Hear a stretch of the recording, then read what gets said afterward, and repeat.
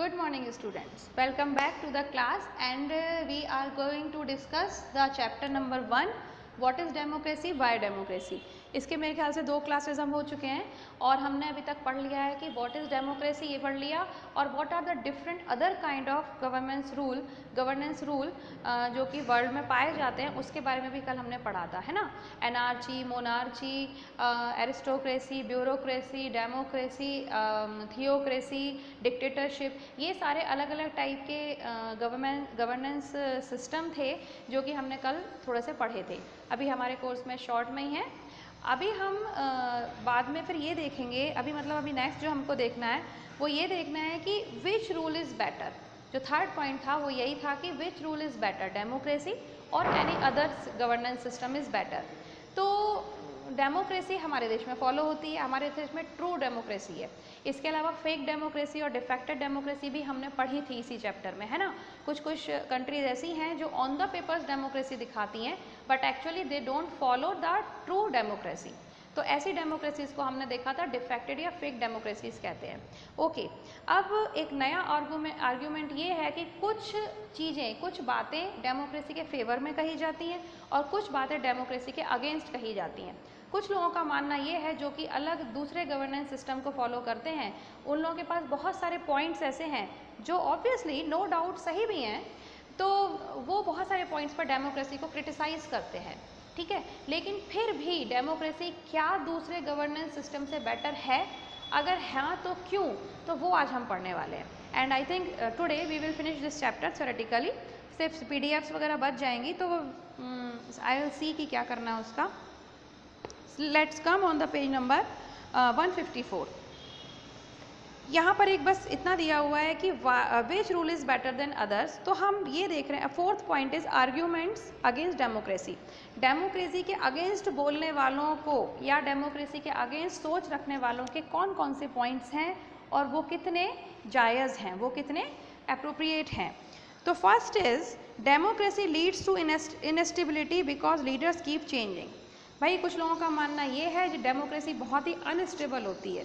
क्यों? क्योंकि रूलर्स हमेशा चेंज होते रहते हैं। कभी बीजेपी आ जाती है तो दूसरे दिन मतलब नेक्स्ट टाइम पर कांग्रेस आ जाती है, कांग्रेस हटा के फिर बीजेपी से कांग्रेस। इससे क्या होता है, कांग्रेस ने जो रूल्स बनाए थे वो अभी इम्प्लीमेंट हो नहीं पाते हैं, ठीक से फॉलो हो नहीं पाते हैं कि वो दूसरी गवर्नमेंट आके उसको चेंज कर देती है। तो ऑब्वियसली बात सही भी है, होता है ऐसा। जो भी हम आर्ग्यूमेंट्स पढ़ रहे हैं उसमें से आप देखना कोई भी पॉइंट ऐसा नहीं है कि जो सेंसलेस है या विदाउट एनी रीज़न है। क्यों? क्योंकि ये कोई आस पड़ोस में होने वाला झगड़ा नहीं है कि किसी ने भी मुंह उठा के कुछ कह दिया। ये सारे पॉइंट्स चाहे फेवर में हो चाहे अगेंस्ट में हो, ये सारे पॉइंट्स बहुत ही ज़्यादा डिबेट के बाद, बहुत ही ज़्यादा सोचने समझने रिसर्च के बाद कही जाती हैं, जो कि फिर हमारी बुक्स में आती हैं। तो each and every point is authentic. ऐसा नहीं है कि कुछ तो भी किसी ने बोल दिया। तो हर एक पॉइंट रीजनेबल है, उसका मीनिंग है और वो सही है। और ये बात हम देखते भी हैं कि डेमोक्रेसी कितनी अनस्टेबल होती है, ठीक है। आज बीजेपी की गवर्नमेंट है, उसने कुछ रूल्स बनाए, सिटीजन्स ने उन रूलों को फॉलो करना चालू किया नहीं कि गवर्नमेंट चेंज हो गई, फिर वापस रूल्स बनेंगे। तो सिटीजन्स और पूरा देश जो ग्रो कर रहा था एक डायरेक्शन में, वो उसमें स्टॉप लग गया, उसमें ब्रेक लग गया। तो this point is obviously right. Democracy is all about political competition and power play, there is no scope of morality. दूसरा पॉइंट ये कहते हैं कि डेमोक्रेसी में मोरलिटी नाम की कोई चीज़ नहीं है। मोरलिटी मतलब होता है नैतिकता। नैतिकता मतलब आप कितना भला सोच रहे हो किसी का, है ना। कोई ह्यूमैनिटी नहीं है, कोई मोरलिटी नहीं है, ये सिर्फ कंपटीशन है। तेरे को वोट ज़्यादा मिल गए, तेरी सरकार बन गई, मुझे वोट ज़्यादा मिल गया, मेरी सरकार बन गई। और आप देखते हो, आप तो खैर आप काफ़ी बड़े हो, जिन बच्चों को इंटरेस्ट होगा उनको पता होगा कि गवर्नमेंट में भी मंत्री खरीदे जाते हैं, पैसे अगर किसी को मिल जाते हैं, या फिर कभी भी कोई मंत्री का मन आया तो इस पार्टी को छोड़ के उस पार्टी में आ गया, गवर्नमेंट पूरी हिल जाती है। गवर्नमेंट को कितनी प्रॉब्लम हो जाती है, पूरे स्टेट में या फिर कभी कभी देश में वापस से इलेक्शंस करवाने पड़ते हैं, और इलेक्शन करवाने का मतलब होता है करोड़ों रुपए का खर्चा होना। तो दिस इज़ नॉट फेयर, ये कोई अच्छी बातें नहीं हैं, है ना। चाहे किसी भी कारण से, चाहे कभी कभी कहा जाता है मीडिया में कि पैसों के कारण या किसी और, या फिर किसी कभी कभी ऐसा होता है कि अंडरस्टैंडिंग नहीं बन पा रही है। तो अभी तो कोई इस कांग्रेस में था, फिर थोड़े दिन बाद वो छोड़कर, कांग्रेस को छोड़ के बीजेपी में आ गया, कुछ लोग बीजेपी को छोड़ के कांग्रेस में चले गए। तो इस तरीके से करने से क्या होता है, जो रूलिंग गवर्नमेंट है, जो रूलिंग पार्टी है, उसके वोट मतलब उसके जो मेजोरिटी होती है वो ख़त्म हो जाती है और हमारी सरकार चेंज हो जाती है, या फिर इलेक्शंस आ जाते हैं। इलेक्शंस में होता है करोड़ों रुपए का खर्चा। तो इसका मतलब क्या है, जो करोड़ों रुपए देश के वेलफेयर में लगने चाहिए थे वो इलेक्शंस में बार बार लग रहे हैं। This is also a drawback of democracy. ठीक है, okay. Next, democracy leads to a delay, so many people have to be consulted in the decision making process. अब एक और तीसरा पॉइंट जो कि बिल्कुल जायज़ है वो ये है कि कुछ लोग का कहना ये है कि डेमोक्रेसी में बहुत सारे लोगों के डिस्कशन के बाद ही कोई डिसीज़न लिया जाता है। हमने कल पढ़ा था कि थियोक्रेसी में क्या होता है, जो धर्म की किताब ने बोल दिया या फिर किसी रिलीजियस पर्सन ने बोल दिया वही रूल सबको फॉलो करना होगा। ठीक है, डिक्टेटरशिप में भी यही होता है कि भाई वन मैन आर्मी है, मैं अगर डिक्टेटर हूँ, मेरे पास पावर है, तो you have to follow my orders, that is it. अगर हम एरिस्टोक्रेसी वगैरह में देख रहे थे, एरिस्टोक्रेसी में क्या था कि जो शाही खानदान होते हैं, जो अमीर लोग होते हैं, उन्होंने रूल्स बना दी और बस बात ख़त्म। डेमोक्रेसी में ऐसा नहीं होता। डेमोक्रेसी में जितने भी इलेक्टेड लोग पहुंचते हैं पार्लियामेंट में या लेजिस्लेटिव असेंबली में, 500-500 लोग होते हैं वहाँ पे।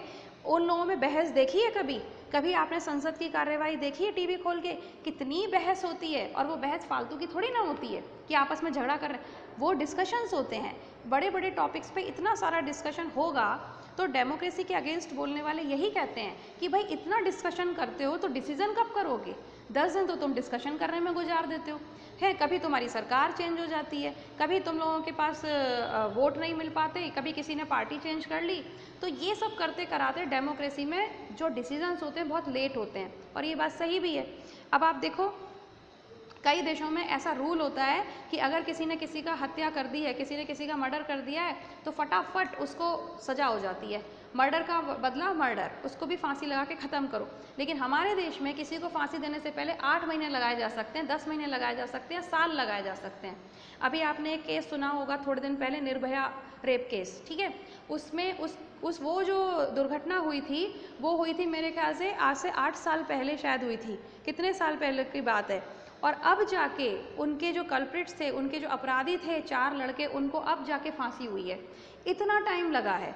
तो इसीलिए लोग ये भी कहते हैं कुछ लोग कि डेमोक्रेसी में डिसीजंस इतने देर से होते हैं कि भाई कोई मतलब नहीं रह जाता, इतना देर से डिसीजन होता है। क्यों? क्योंकि वहाँ पे डिबेट बहुत होती है, बहुत डिस्कशन बहुत होता है। क्यों?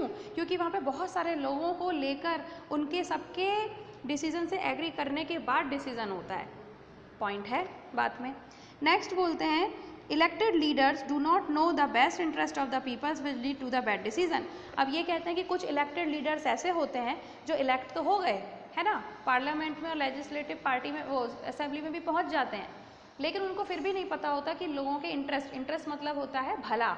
2 मतलब होते हैं इंटरेस्ट का। एक तो इंटरेस्ट का मतलब होता है किस चीज़ को आपको पसंद करना, है ना, कि आपका इंटरेस्ट किस चीज़ में है।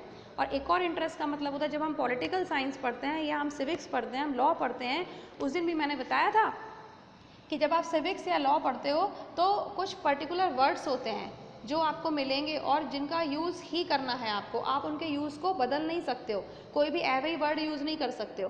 तो एक वर्ड होता है इंटरेस्ट। इंटरेस्ट का मतलब सिविक्स में होता है हित। हित मतलब भला। तो इसको ध्यान रखना, है ना। तो ये कहते हैं कि डेमोक्रेसी में बहुत सारे तो नेता ऐसे होते हैं, बहुत सारे रिप्रेजेंटेटिव ऐसे होते हैं जिनको पता ही नहीं होता कि उनके सिटीजन्स का इंटरेस्ट किस में है, उनका सिटीजन की भलाई किस में है, तो वो डिसीजन भी उल्टे सीधे लेते हैं। ठीक है जी। इसके बाद कहते हैं कि करप्शन बहुत होता है डेमोक्रेसी में, होता है, ये दिख ही रहा है हमारे देश में कितना करप्शन है। करप्शन इसलिए क्यों, इन्होंने कहा कि डेमोक्रेसी में करप्शन इसीलिए होता है क्योंकि इलेक्शन प्रोसेस है। अब इलेक्शन में जिसको वोट ज़्यादा मिल जाएंगे उसकी गवर्नमेंट बन जाएगी, इसीलिए कई बार गुंडागर्दी होती है, लोगों को ज़बरदस्ती अपने पर्टिकुलर एक रिप्रेजेंटेटिव के ऊपर वोट डालने के लिए मजबूर किया जाता है। तो इस तरीके की आर्ग्यूमेंट्स आती हैं, इस तरीके के विचार हैं जो डेमोक्रेसी के अगेंस्ट हैं। तो ये कह रहे हैं कि कई बार इलेक्शन प्रोसेसेस जो होते हैं वो फेयर नहीं होते हैं, उनमें बहुत जगह पर बेईमानी की जाती है, क्योंकि उनको ज़्यादा से ज़्यादा वोट चाहिए होते हैं, तो वो कई बार गलत भी कर सकते हैं उसके लिए। तो this is also a drawback of democracy. Last ये कहते हैं कि भाई आप डेमोक्रेसी में कहते हो government by people for the people through the people वगैरह वगैरह, तो भाई एक जो नॉर्मल इंसान होता है उसे क्या पता कि उसका इंटरेस्ट किस में है और किस में नहीं है, उसकी भलाई किस में है और किस में नहीं है। तो एक कॉमन पीपल इस लायक नहीं होता है कि वो इतने बड़े बड़े रूल्स एंड रेगुलेशंस बना सके। किसी कॉमन पीपल को पता ही नहीं होता है कि वो जिस रिप्रेजेंटेटिव को वोट दे रहा है वो अच्छा भी है कि नहीं है ना। तो कई बार सिटीजन्स गलत रिप्रेजेंटेटिव को भी सिलेक्ट कर लेते हैं, गलत रिप्रेजेंटेटिव को इलेक्ट कर सकते हैं, और ये देश के लिए और उन सिटीजन्स के लिए बहुत नुकसानदायक हो जाएगा। तो these are some of the points which are against the democracy. Point तो हैं, ऐसा नहीं है कि झूठ हैं, होता है ऐसा, लेकिन हमारे जो आगे हम जो पढ़ रहे हैं उसमें ये कहा गया है कि हाँ भाई हम मानते हैं कि डेमोक्रेसी में ये सारी प्रॉब्लम्स होती हैं, क्योंकि कोई भी सिस्टम एकदम परफेक्ट तो नहीं हो सकता, लेकिन क्या बाकी सिस्टम्स की तुलना में डेमोक्रेसी बेटर है? हम ये तो कह ही नहीं रहे ना, डेमोक्रेसी फॉलो करने वाले ये कभी नहीं कह रहे हैं कि डेमोक्रेसी बेस्ट है, कि डेमोक्रेसी में कोई बुराई नहीं है, कोई ड्रॉबैक्स नहीं है, it is a perfect governance system, ऐसा तो कोई नहीं कह रहा है। लेकिन अगर हम बाकी गवर्नेंस सिस्टम्स की तुलना करें डेमोक्रेसी से, तो क्या डेमोक्रेसी बेटर है या नहीं, पॉइंट यहाँ है, डिस्कशन इस बात का है। तो अब आप ये सुनो कि डेमोक्रेसी क्यों बेटर है दूसरे गवर्नेंस सिस्टम की तुलना में, उसमें कौन कौन से पॉइंट्स हैं, ठीक है। तो अब ये कह रहे हैं कि democracy lead to instability because leaders keep changing, है ना। इसके अलावा पॉलिटिकल कंपटीशन होती है, इसके अलावा बहुत डिले होता है डिसीजन में। तो डेमोक्रेसी का फेवर करने वाले लोग क्या कह रहे हैं, वो ये कह रहे हैं कि हाँ हम मानते हैं कि डेमोक्रेसी में बहुत डिले होता है डिसीजंस लेने में, ठीक है, लेकिन एक बात बताओ, कम से कम हम कोई गलत डिसीजन तो नहीं लेते।